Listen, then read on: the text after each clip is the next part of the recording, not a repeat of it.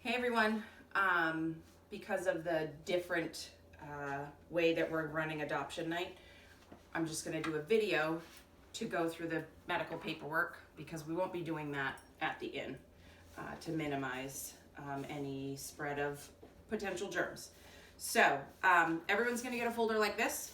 Has your dog's name on the front. This is a folder of a dog that's in a foster home right now.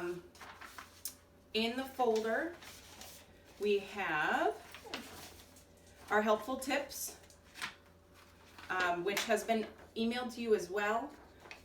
If you email us with questions, I might say in my best teacher voice, please refer to number 2 if you're asking me a question that can be answered in the helpful tips. So make sure you read this before you call us or email us.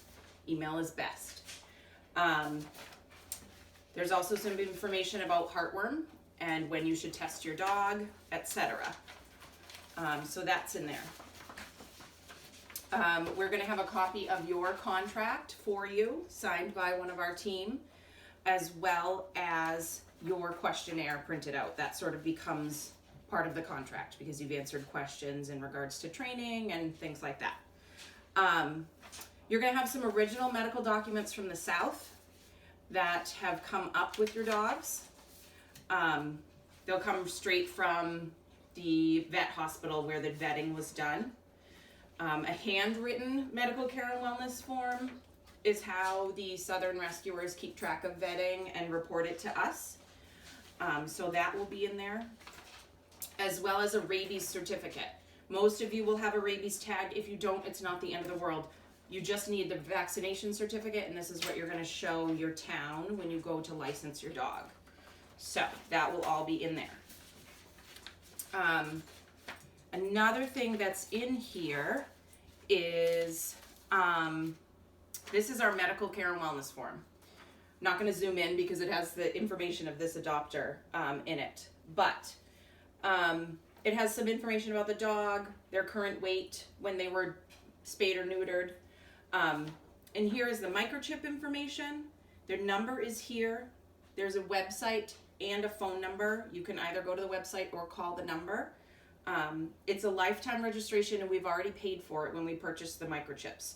So you shouldn't have to do any payment and you just have to register it one time. So do that as soon as possible. Also included is the pamphlet about the microchip, some more stickers with the number and a tag that you can choose to use on your dog's collar or not.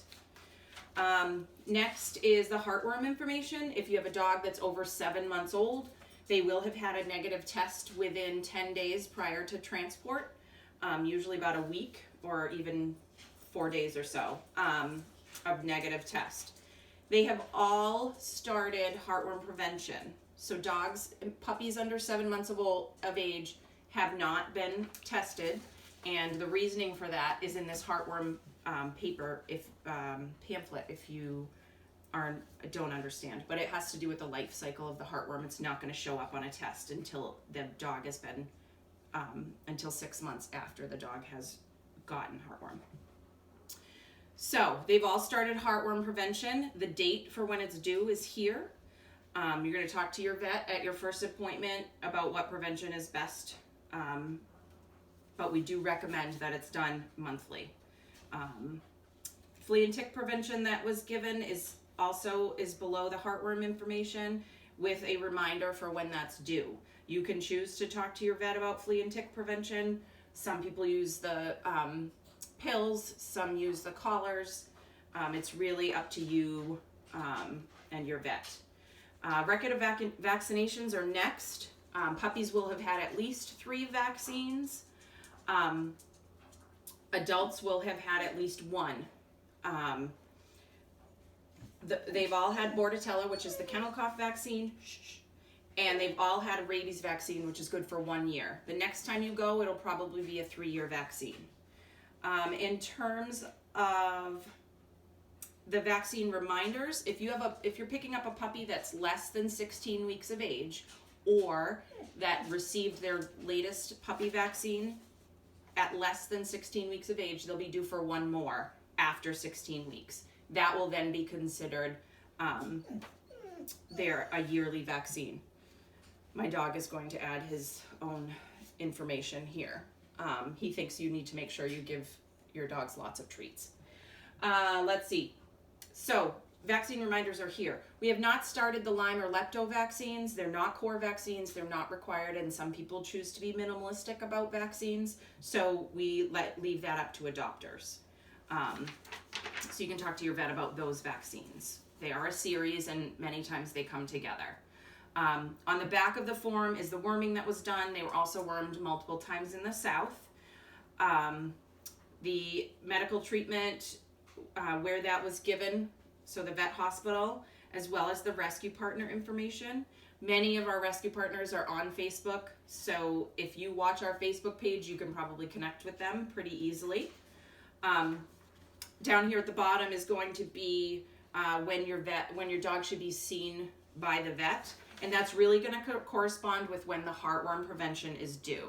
So you need to get to your vet prior to that date so that you can continue with that heartworm prevention. That's very important. So that's that information there. Your dog will come home with a martingale collar that is fit to them. The martingale tightens up, not like a choke collar. It's not going to strangle them, but it tightens up enough that they can't back out of the collar. You'll see lots of dogs on Granite State Dog Recovery who have slipped their collar out of fear. Dogs have a fight or flight response, and quite often it's flight. So they back out of their collar and then are so scared that folks cannot get them. So we have that martingale collar. We prefer that you keep that on them at least for the first couple of weeks. And then you can choose to use whatever collar you want. But martingale is a choice that I make for my dogs, and we've had them for 7 and 8 years.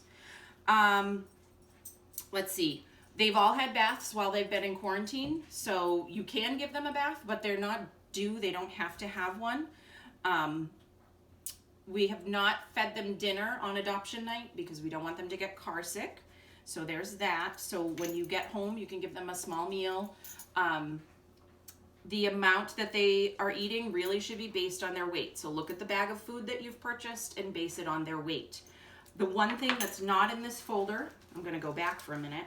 The one thing that's not in this folder but will be in yours is a small yellow piece of paper. Shh, shh, shh. Hey, you leave the kitties alone. That is the health certificate, and that health certificate was issued by our vet, and it was based on a physical exam as well as a fecal sample that we sent to the lab, and you'll have the fecal results in here.